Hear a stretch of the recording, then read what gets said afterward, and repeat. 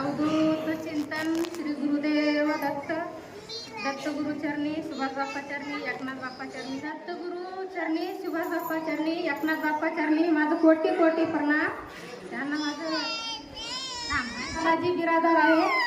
बर्दापूर तालुका औराद जिल्हा बिदर इथून आलेली आहे.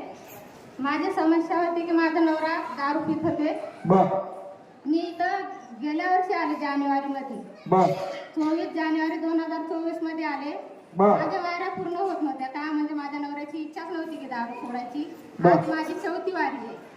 आताची मी नवीन वाऱ्या चालू केल्या. पहिले 3 वेळेस आले वाऱ्या सुरू केल्या पण होतच नव्हत्या.